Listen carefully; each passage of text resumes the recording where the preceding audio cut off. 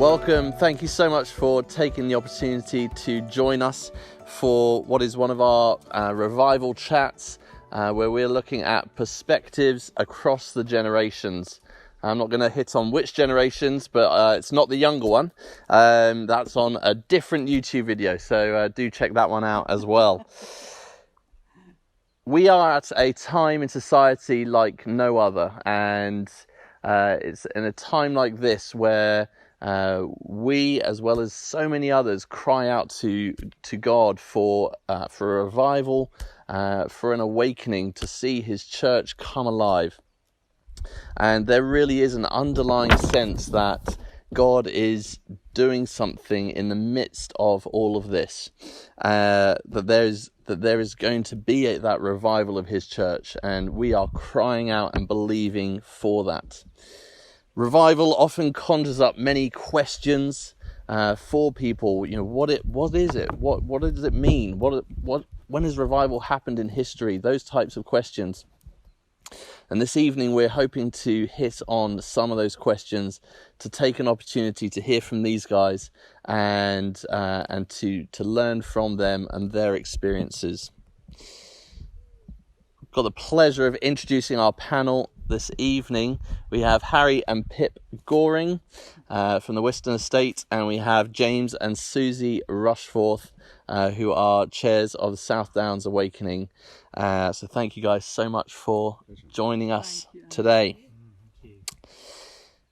All right, Pip, do you want to lead us off? Can you describe a moment or experience when you felt the nearest to...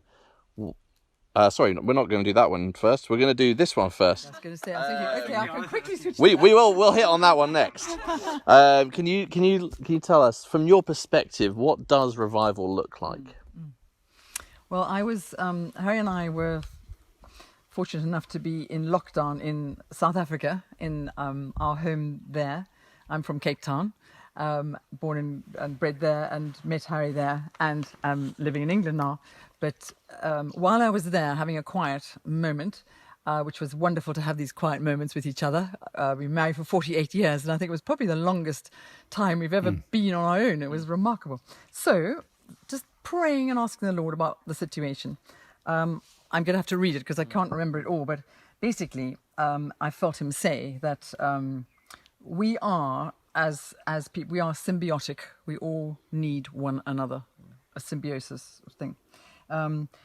We are designed by God to be in community, to care for one another and to be kind to one another. In other words, to love one another. The first commandment in the Bible. Yeah. To love God with all our hearts and to love our neighbors as ourselves. We are called by name. We are chosen. We are known. We are precious in His sight. We are to walk in the way He has prepared for us to walk in. He promises never to leave us or forsake us. He will be with us to the ends of the earth. We are not to fear. Perfect love casts out fear, and Jesus came to show us the way. He is the way, the truth, and the life. No one comes to the Father except through Him. He teaches us kindness, the quality of being calm and kind, caring about others, gentle, friendly, and generous. Be kind with a love-filled heart of grace and forbearance, like Jesus. And then I got the verse, I think it says this, Matthew 14:27.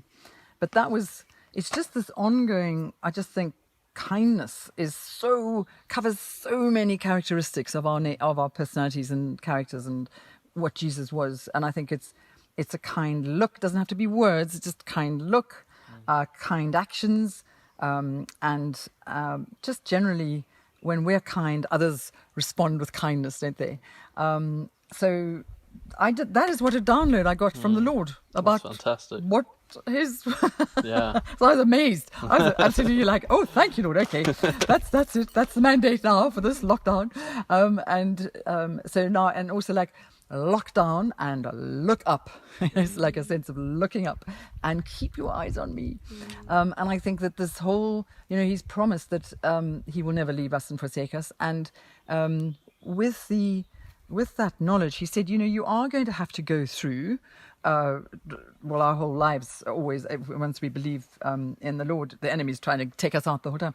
But it's like, you are safe. Just remember you're safe. Don't fear. You don't have to fear. That's the whole point of knowing me and loving me, and I'm going to keep looking after you. So we don't have any fear. And I think it's sharing that knowledge and sharing that kindness will just, in life every day, it's like it's almost like he's squeezing us to say, come on now, in this lockdown time, just look at me.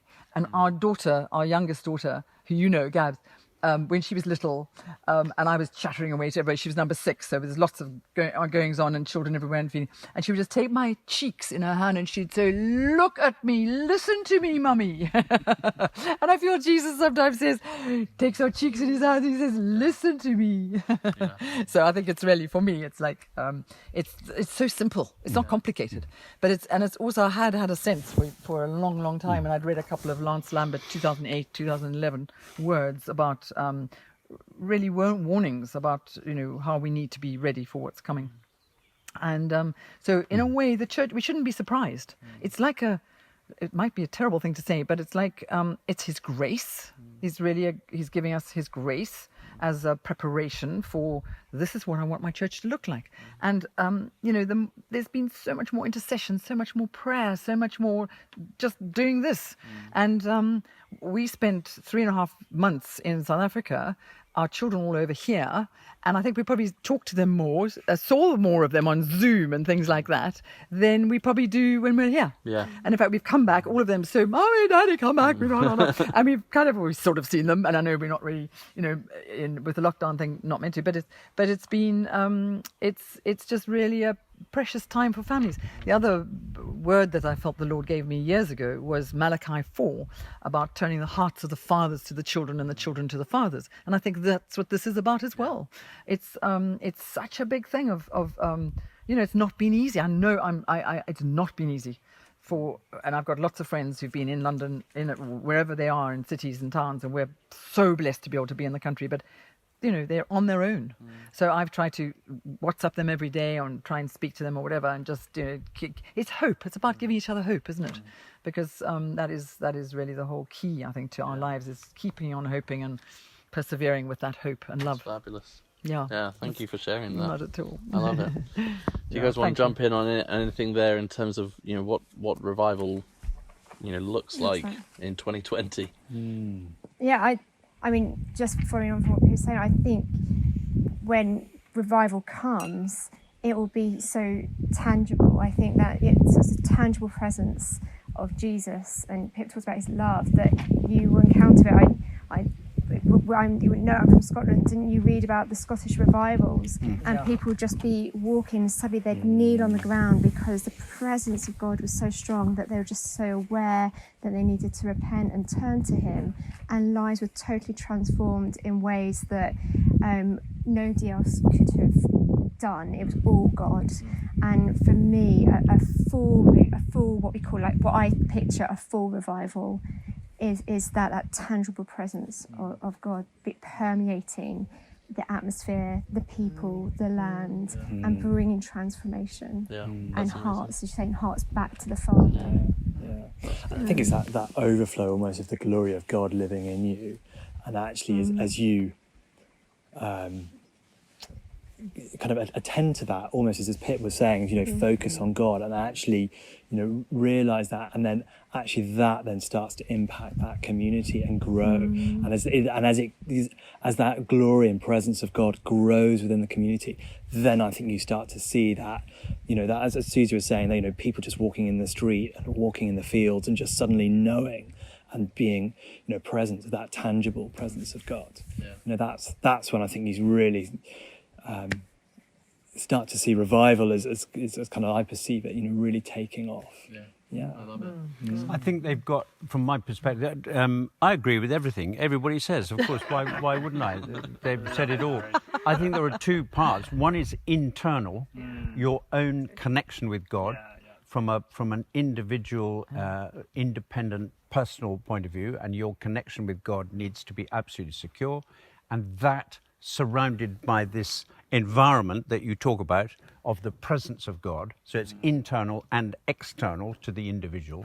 It's what's going on in here, and also in that wonderful, supportive, loving surrounding of nurturing and blessing, and a common united theme of worshipping God overall. It's those two things put together, then you have revival. Yeah, that's good. That's good. I think there's another beautiful thing of it though, is it's got legacy as well. It doesn't just go pop and then disappear. You know, even when you speak to the guys up in, you know, the Scotland and then the Hebrides, you know, they still talk about something 45 years ago. You know, we've heard about, you know, James DeCass talking about Pond Inlet and the revival there. You know, 20 years later, they're still talking about it. It has this legacy, you know, when God turns up, you know, people remember. And it's, Susie, do you have any examples or experiences of when you felt the nearest to revival, and what did that look like? A bit similar to what I was talking about. It was the weighty, heavy presence of God, and I've been a Christian since I was about 10, and I've heard good. You know, I know you hear God's good, yeah, He's good, and how to live your life. But in that moment, I was utterly transformed in a way, in that I actually really got that God is good. And I knew that God loved me, but I encountered His love in a way that absolutely transformed me. I was like, oh my word, like, how can I not live my life 100% for Him, like wear Him on my sleeve? Because why wouldn't I? He died for me, and He's got the best, and He gives us life. And it's that awakening to the reality and the truth of who He is and how good He is and how much He loves us in a way that I kind of knew, but I wasn't living.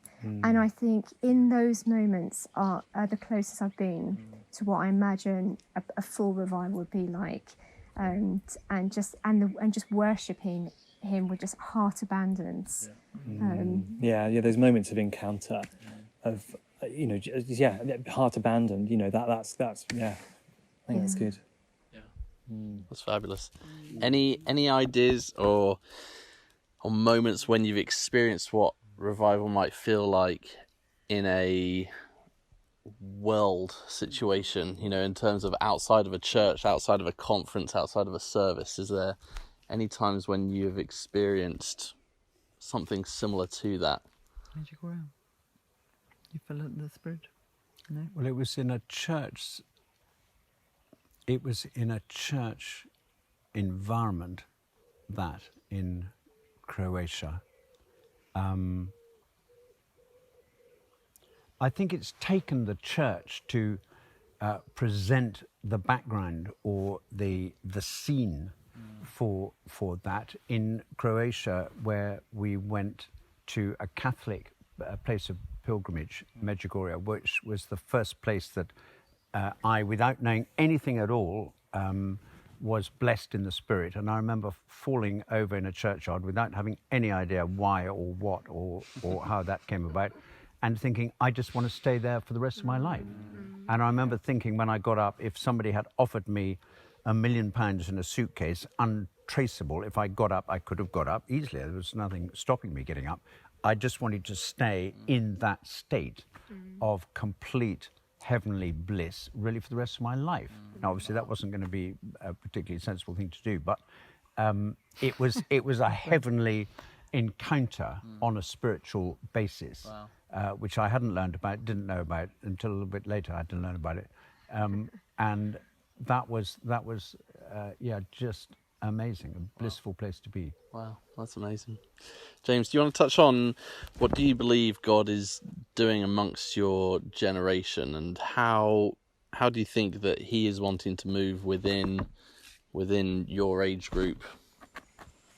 So I think what we're seeing within our age group is actually that restoration of family, and actually, you know, a lot of our friends in our family, you know, we're seeing that restoration either with, you know, peers, you know, your brothers, sisters, but that rather than just that nuclear family, actually that wider family, coming together. I don't know if you've got. Yeah, I thought your word from Malachi is it's that heart. Absolutely, that's good. Yeah, and Malachi 4, yeah. Yeah, I think that's and that bringing community together. I think I see a shift from kind of what I call individualism, just what's all right for you, just focus on you, and people realizing actually community is important, family is important, and that kindness and reaching out.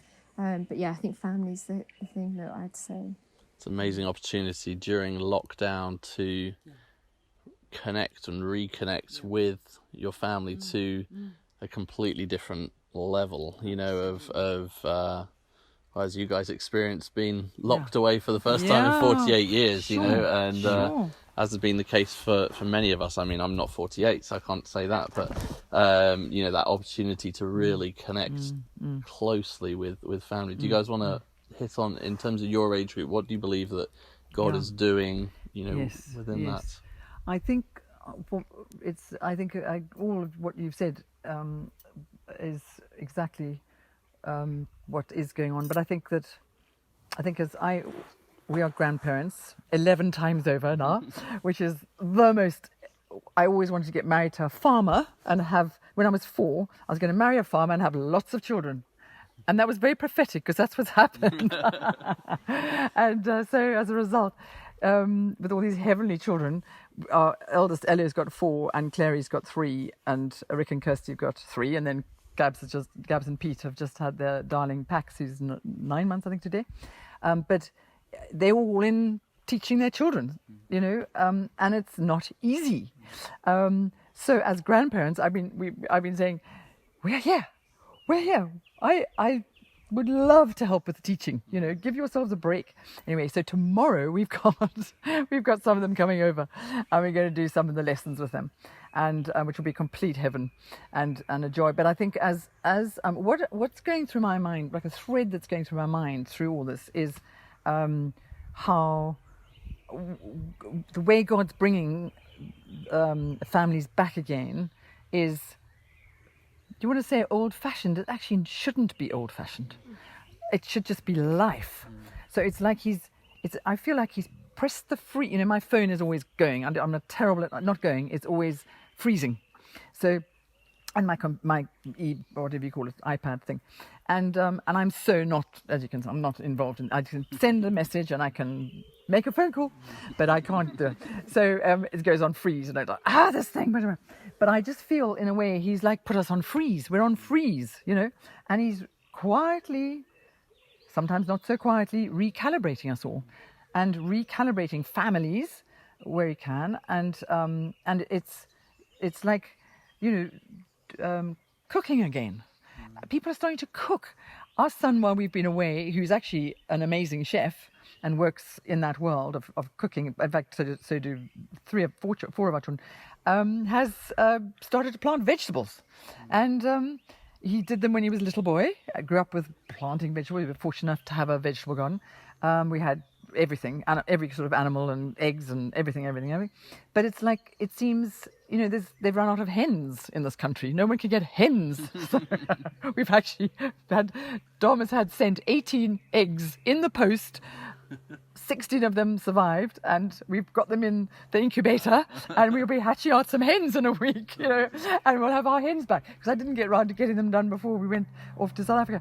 But it's all those little things, and it's stopping us, and it's stopping us from just rushing, or me personally, rushing, and just planting a vegetable. It's so therapeutic.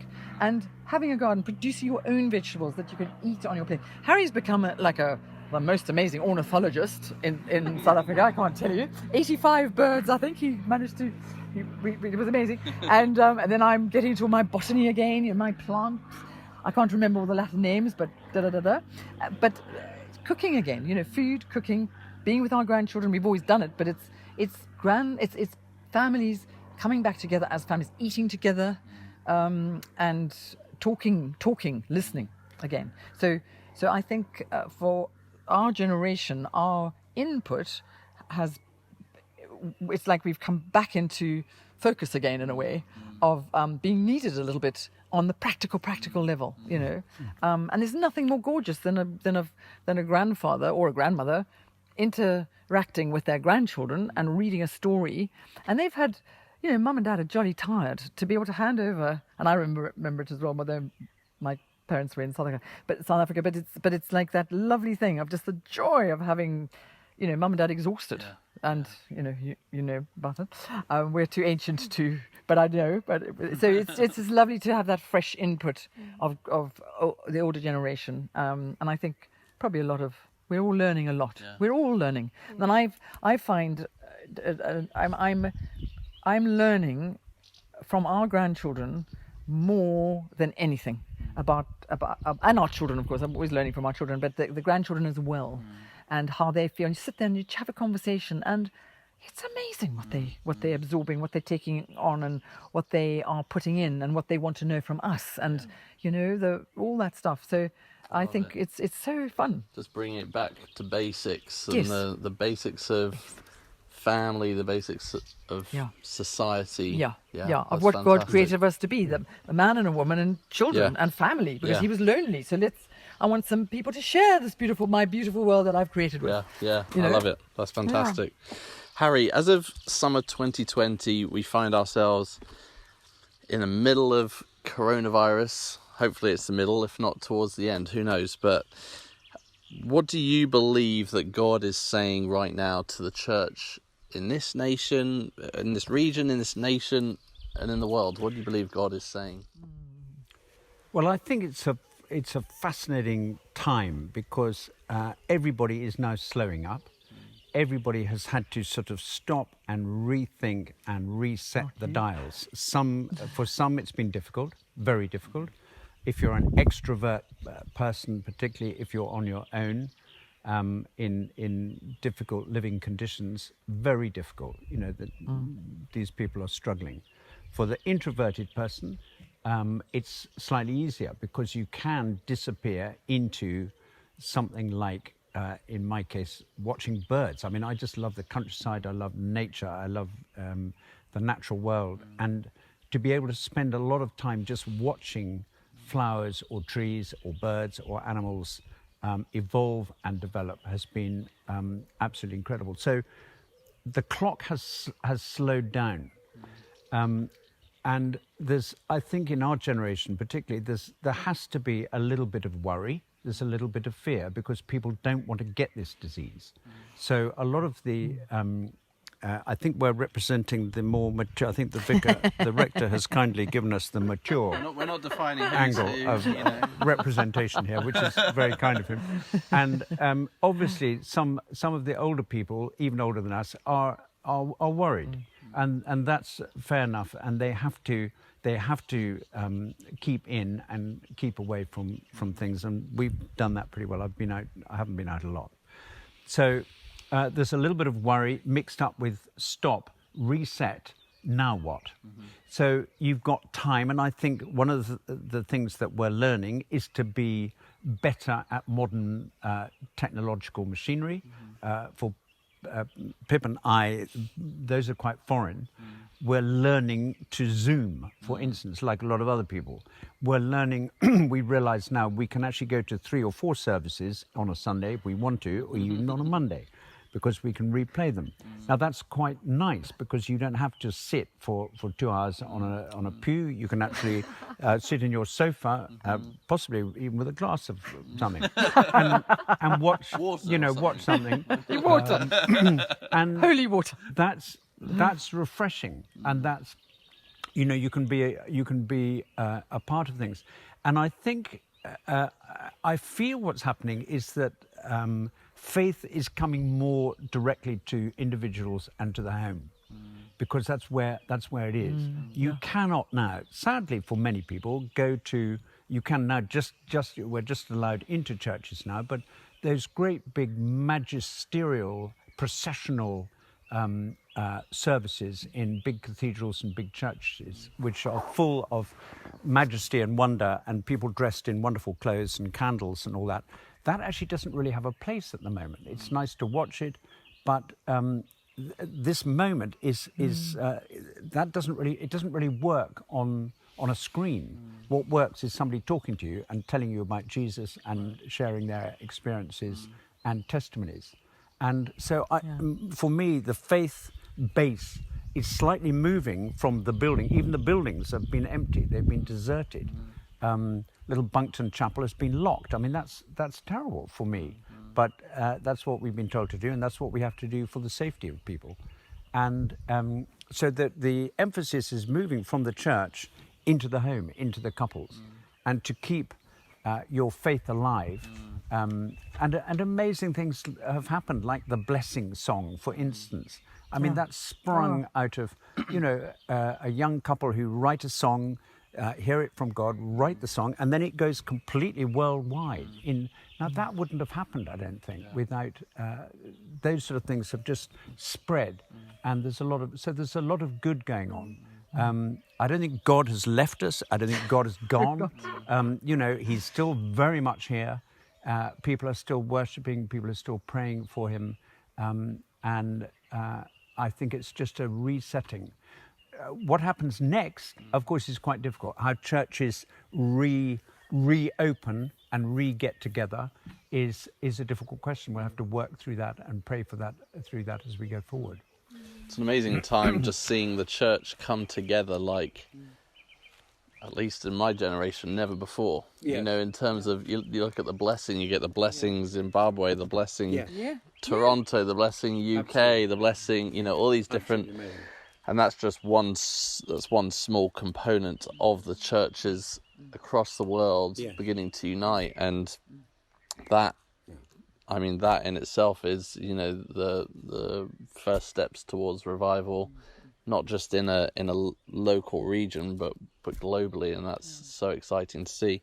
And Andy, I think to just add on with what Harry's saying is when you think about church, you think about cathedrals. We've had Big Church Day Out, which happens to happened on Wiston for various reasons.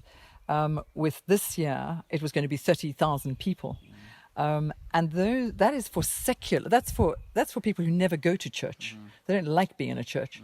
So for me, that is, and Jesus really didn't. He was always wasn't he outside and 5,000 and loaves and fishes and everything, and various other places. But that is something when we've stood there and we've observed this crazy thing, which normally has hundreds of sheep on it. This land, it's got people's feet on it, and just all receiving something. And I think that, and then followed on now with Wildfires, which is Pete Gregg, and that's another slightly different, but that goes on to that. And then David's Tent, which is 24/7 prayer. And this is international. This is the whole world coming to the southern tip of the United Kingdom, which is, if it carries on, is going to tip into the sea because there's so many people coming. It's just incredible what's going on, and that for me is going to be probably more the way forward. I don't know whether we still have to do physical. That'll be quite hard. Physical separations, distancing, but it doesn't matter. It's that people we all need. We don't realize how much we need each other and how much we need community and how much church is. I think the other thing about church is not a building only. Church is the body. Amen. It's Ephesians 4. It's all of our different gifts coming together, isn't it? And all working together to give each other help each other do the arm, the leg, the mouth, the nose, the whatever, the abdomen, not me, all those different parts coming together and strengthening each other. And so I think that is like another part of revival, is like, wake up, church, wake up and see that this is me. This is my body. You are my body. You are who I came for. Yeah. And this is just a tiny taste of heaven, of what it's going to be like in heaven. So let's carry on with that. Let's be excited. This is so exciting. It's terrifying and awful, but it's also, we need to encourage each other to know that it's okay, and it's God's allowed this to happen for a reason, that it's a good reason, ultimately. Do you guys want to touch on that?